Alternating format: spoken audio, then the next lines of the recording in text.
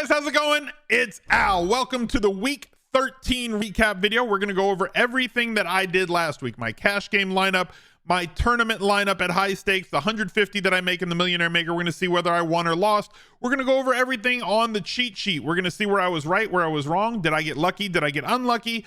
And we're going to take a look at my Underdog Pick'ems. And because it's approaching week 14, we're going to take a look at how I'm doing in my best ball leagues, because this is the last week of the regular season. We got to talk about advance rates. We got to talk about which teams are live, which teams are dead, as well as going over the Listener League. It's been a fantastic week in the SmizzGang. We had a Millionaire Maker sweat for one of our members in the Discord. Love to be in there anytime players in our community are doing well, because everybody in Discord kind of rallies around them in the live channel while we sweat the games. And he ended up coming in second place. So a big day for Kevin, who ended up with like over $300,000 won yesterday. Massive day. We almost had our 5th Millionaire Maker winner in the community. If you want to join the Discord, go to smizzle.tv/discord. You can become a service subscriber right there. It's $5 a month. You get access to the VIP channels as well as the weekly cheat sheet.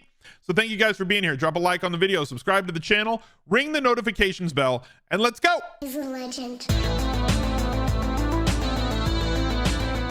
Let's start where we do every single week with the week 13 cheat sheet. This is, as I said, available in the Discord for Twitch subscribers, YouTube channel members, or Discord subs. $5 a month. You get this every single Friday.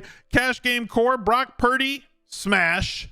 He had a ton of points this week. Absolutely massive day for him. Over 30 fantasy points this week. Zach Moss failed, but was on a lot of the winning lineups because of the path that he allowed you to get somewhere else. Yes, you could have scored more without him, but in cash games, he was like 95 to 100% owned, so it did not matter whether you played him or not. Rashad White, another good game from him, 6,300. Smash. Tyreek Hill. All of his yards and touchdowns came in the first half. Then he just kind of did nothing in the second. David Njoku, by the time the weekend came, was not really the preferred cash game tight end. I made mention of this in the cheat sheet folder, that it became Brevin Jordan. He scored like 9.5 points, 10 points this weekend at 2,500. He was an easy plug and play to get yourself to the lineup that you wanted. The under 10% plays have not been getting after it this season, really. More like the last 4 weeks, because so many low totaled games, very hard to attack. We hit on a couple of them. Jalen Warren, no. Ramondre got hurt, unfortunately. Raheem Mostert had an early touchdown, but Devon Achane had a massive game, 26 points, I believe, from him. Amon-Ra St. Brown caught a touchdown early, but he kind of was a little bit of a snowflake for his price. Devonta Smith had like 95 yards on a whole lot of catches, but then didn't catch that 4th down pass in the end zone. Would have given him like a touchdown, obviously. Would have given him over the 100 yards. Would have given him another catch. Would have made it an absolutely smash day, especially coming back from the Brock Purdy stacks. He was my preferred play on the other side. Brandon Egg had a fine day. Deebo Samuel had a better day. Taysom Hill, the exact type of day that we want from Taysom Hill when you play him at tight end. Separator position, he gets those passing yards. He also gets receiving yards and upside for rushing touchdowns. Kate Otten, total snowflake. A.T. Perry just kind of bopped around on the field. Zach Moss, as we said, sub 8 points, but it didn't matter if you played him in cash because everybody else did. Rashad White, Christian McCaffrey were the other two preferred cash game plays. Javonte Williams has been getting there on volume, but he has not been efficient at all. I made the argument about Jalen Warren on the Anti-Tinker cast on Sunday morning that I think he has about the same path to 20 points as Najee Harris, but it was going to be double as much on ownership. So I thought that Harris was the better tournament play, but a lot of people ended up on Jalen Warren in cash games, and he did not play very well. Tyreek Hill, smash. Michael Pittman had about 84 targets yesterday and probably made himself about $25 to $30 million a season coming this off season. Fantastic day for him. Like 14 catches, just ridiculous. Curtis Samuel, 4,100, ended up being the best option as a bring back for the Miami plays. I think he was over 10 points this week.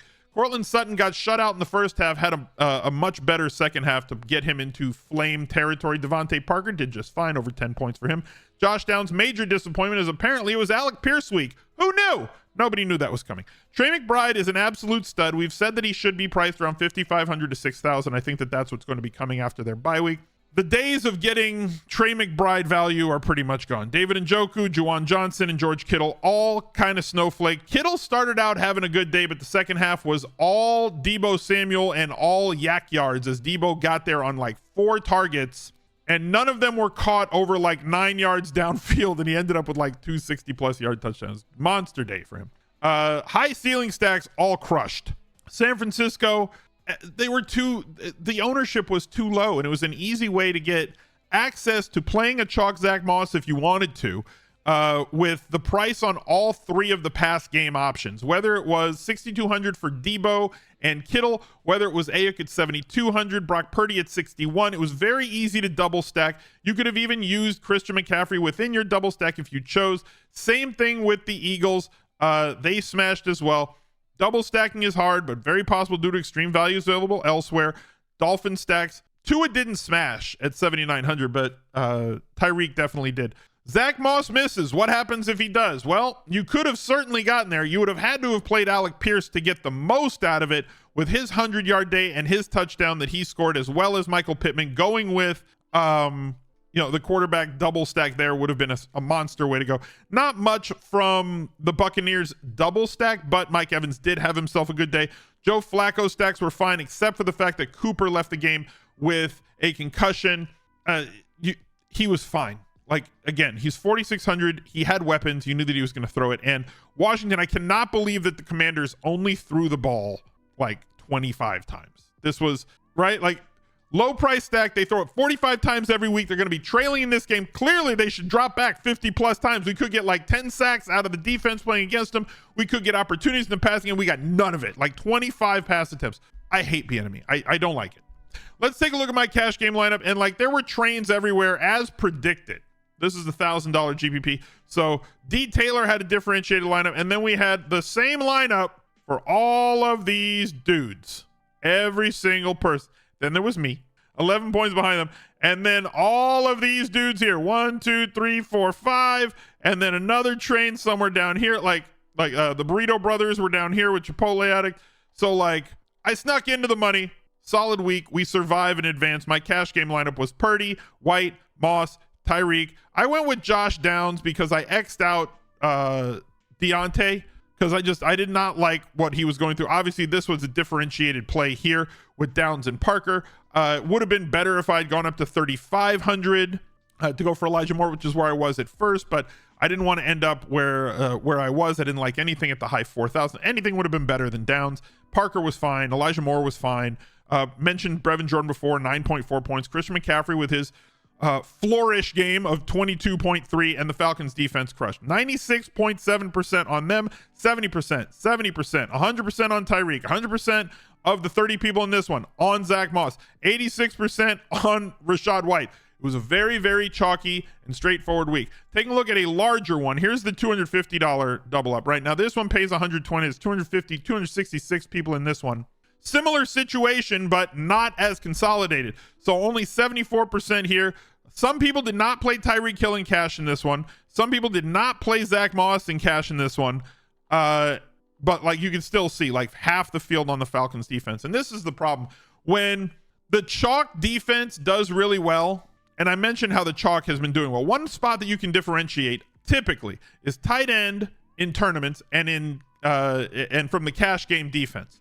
Because it's just as likely if they have like 7 or 8 points and they're fine. You're looking for floor in cash games. But the problem is my tournament lineup. Now here's the Thunderdome. I came in 10th, missed the money. You got to come in 7th to get paid in this one. So I just missed the money, and I missed the money by like 5 points. So I made the big brain play to I was going to play Zach Moss because he led me to everything else. Had Devontae Smith at like the only guy in the tournament that had Devontae Smith. He had 24.6 points, missed the bonus, 9 receptions, and he would have had that secondary touchdown that would have pushed him like 35 DraftKings points. Actually more than that, like 37 DraftKings points. That would have moved me like all the way up in here. So it's that one play that was missed at the end of the game that ends up costing you. Greg Dortch did not do anything. He did get an end zone target, which is always hilarious to me. I had Ayuk and Kittle. My option here, not to 2v2 myself, but like the 2v2 that I was considering was going with Ayuk and Debo and playing a cheaper tight end in this spot. Clearly that would have worked out better as Debo had like 38 points, but it is what it is. I wanted to differentiate with everybody paying down at tight end because I could afford to differentiate my defense and go up against the Washington Commanders, who have allowed on the slate the most sacks in the league. The Giants have allowed more sacks in the season. They weren't on this slate. So I was trying to pay up to be different at defense to give me a really high ceiling play. But like when the cash game defense smashes, and like I forget who had him. I think Mike had him. No, he didn't have him. He had, so like the Colts had 17, great play by him at 3,200. They had 17 points. But like when the cash game defense in the Falcons, it's 30% owned, has the exact same amount of points, like it kind of sucks. You know, there's nothing you can do about that. So getting different with Kyren Williams, he scored 20 points. This could have been Rashad. Like my cash game lineup, as you see, scored 158 that in a tournament like this would have come in, where'd it go? Would have come in second, right? An Empire Maker typically plays his tournament lineup in here. Kenny W1732 is the member of our community who had a fantastic 300K plus day on DraftKings, came in second place in the high stakes Millionaire Maker. Here was his lineup just to shout him out. Congratulations, Kenny, on a fantastic day. Looking at other players who had fantastic days this week, just to kind of, I want to highlight everybody, right? Like I want to celebrate with you guys always. So in our Discord, we have a winner's circle. Here we go. We have a winner's circle folder. Here's everybody who kind of crushed yesterday. And I know that this is small and you can't see it, but like all the screenshots, these are all from yesterday night. Showdown, people did really well. Pick'ems, people did really well. Cigars and Scotch had himself a day, won $1,300. Fonzie looks like he won. Solid cash game day here. Like so many winners yesterday. Absolutely love to see that members of the SmizzGang are doing well, and I hope that you guys keep doing well. Here's my Millionaire Maker lineups on the day. Losing day in the Millionaire Maker for me. I paid $3,000 to enter this. I walked away with $780. Not a good day for me in high stakes tournaments, just missed the cash, or in the 150. My top lineup, Purdy, Swift bonked, Moss, right? Didn't do well. Ayuk, Evans, Mingo, McBride, Samuel, Colts D. Everything else was fireworks until there. And the winning lineup had like, what, 218 points, so a low scoring day. Where I crushed it this week, and hopefully you did too, was in Pick'em. This Pick'em was from the 5 under 5 video. Devonta Smith and Kyren Williams. Easy 100 into 300 there.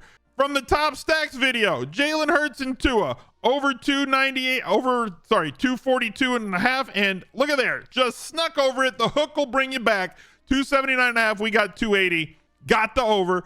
Easy $300 there. Deontay could not catch a fifth ball, or this would have won $10,000.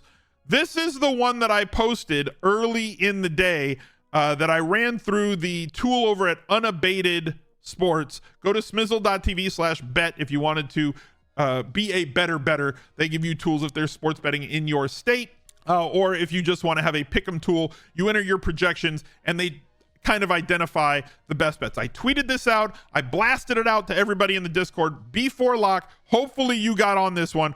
We walked away with basically a 4 for 4 with the push for Deontay. So what do we get? 10 to 1 on this one? Wish it was 20 to 1. I won 5K on that one, and then I kind of altered it for the early only as well.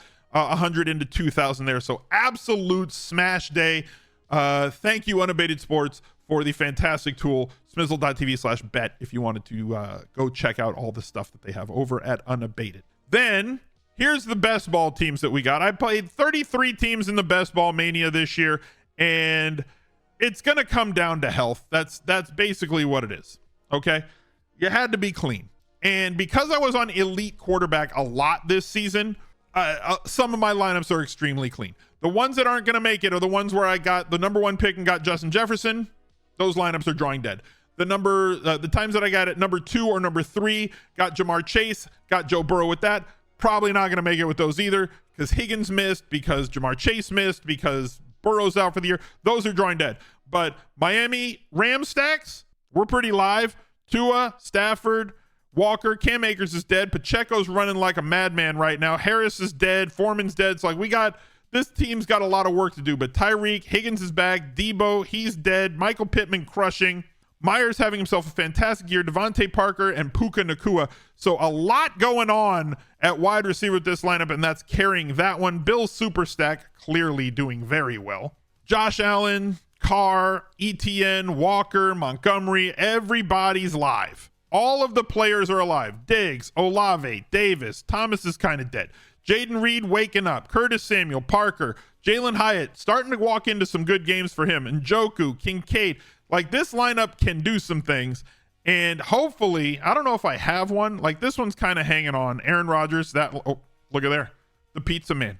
Is this a San Fran stack? Do I have him stacked? No, I just randomly picked him. I have Kittle. Like, it would be great if I could find, because the best spot that you have, Herbert and Tua in this one. So that means I have Tyreek Hill, but I did not. Somebody took Waddle from me in that one. I wish I had, and I don't even know if I do have on this site, because I didn't get a lot of late round picks. The key was to go after Detroit and Dallas stacks if you got picks 9 through 12, which is what we were advocating for. But again, Josh Allen stacks with Christian McCaffrey. Good Lord. Those are all my stacks that are making. I have 2 more that are in 3rd place that this one, I can make up this ground possibly depending on who's on that team. I got 2 live players. Ramondre, he's going to be done. Rashad White, P. Ryan. Now this team, Jerome Ford. I'm drawing very thin with this team, but very strong wide receivers. The wide receivers are strong. And this team, 100 points down. This team's a long shot. This one's not going to make it. Trey Lance, rip. Looking over at my teams over on DraftKings. So what did I have? Like 9 teams out of 33 making it through on Underdog. Similar situation on DraftKings. Not a ton of teams. I have 33 that I drafted over there. 1, 2, 3, 4, 5, 6, 7, 8, 9, 10 teams making it through there with 3 in 3rd place. Here's my top couple of teams over there. This one's whitewashing the league. I'm clear. 300 points clear in this one. Stroud, White, Ezekiel Elliott, Jesus, Debo, Nico now stepping into a higher volume role with Tank Dell out. He's now the alpha. Puka Nacua probably in the 20th round. Hunter Henry, tight end, is not strong. Mostert, Robinson, Rip to London. I had the Allen Diggs stack on bye last week. Lost Mark Andrews, so that's why tight end is weak on that team. This other team, not whitewashing the league, but I'm probably safe with one way. I don't think somebody's going to outscore me by 200 points. So this team is clearly through. This is the dream. This team right here is the dream. The key this year in best ball is to have avoided injury. Obviously, we want to correlate for the DFS type rounds, right? Week 15, 16, and 17. Week 17 being where all the money is. If you can advance to the playoffs, which this team will, and advance through weeks 1 and 2 of the playoffs, which hopefully this team does, it sets you up for week 17 correlation. Cowboys, Lions, super stacks. Prescott, Lamb, Cooks, Amon-Ra, Ferguson, Gibbs, they play each other in week 17. And then I had this one with a whole lot of players on Minnesota. Rip, at least Hawkinson will be back, and at least Addison will be back in that one. And then Bobby Trees should step into a little bit larger role now with the absence of Tank Dell. Oh, this is one other team that I wanted to look at. Look at there. We got Love in this one. This one I'm barely holding on. This one's going to be interesting to see if it makes the playoffs because there's one team chasing me, but we're all 3 within 5 points here. I've got Tua, I've got Waddle, I've got Hill. I need them to continue being really good, unfortunately. Lost Andrews, lost Richardson. Jones has been a lost cause all season long. This team is basically riding on Tua Tagovailoa and his passing attack. How did I do in the Scott Fish Bowl playoffs? We advanced. I think I needed like 200 points to advance or something like that. I'm at 216. I still have Browning to go at quarterback. Noah Brown did absolutely nothing. I still have Evan Engram to go. So hopefully this team can give me a little bit of a cushion and up my average score because the playoffs in Scott Fish Bowl are cut line. And I think this week was 1,250 teams advanced and you got to be in the top 1,000. So I will be in the top 1,000 because I advanced past the cut line. And then next week it's going to be even more get cut. Next week it's going to be even more get cut. So like the score that you're going to need is going to get higher every week. So scoring a lot of points in the playoffs really, really, really helps. Big weeks for me, and I'm doing it having lost my 2 quarterbacks. Luckily, Achane back, Kyron back, Zach Moss into a really high volume role. So this 0 RB team with Mike Evans, DeAndre Hopkins, DK Metcalf, Amon-Ra St. Brown, and Stephon Diggs could thrive in the Scott Fish Bowl playoffs. Let's take a look at the Listener League from this week. Apparently, I had not sorted for the top person. We did not fill it. It's probably going to be smaller in week 14, but not by much. Either 3,750 or 3,500, something along those lines. Congratulations to the gifted one with a Purdy, Deebo Samuel, ended up on Rashad White, Zach Moss, Moore, Hill, got to Pittman, 7,100. Chigo Okonkwo had 9.4 points in the Falcons defense. Very cashy, understandably so. Purdy, Achane was at 7,100. Congratulations to E. Neidfelt. Cigar Scotch, USAF Phenom 5. Is that your call sign? Papa J 333. Everybody has Purdy, basically. Sunglass Man, D-Tug with D-Tug with a different lineup. Minshew, Pittman, Downs. He went with the fade. Didn't get there with Downs. He would have won this thing if Downs was not Downs. If Downs was Alec Pierce. Solid lineup, though. Murr, 001, Rock Dog with a bunch of numbers, and Smitty 51-0. Congratulations to the top 10. Hope you guys had fun this week. Look out for another video right there. He's a legend.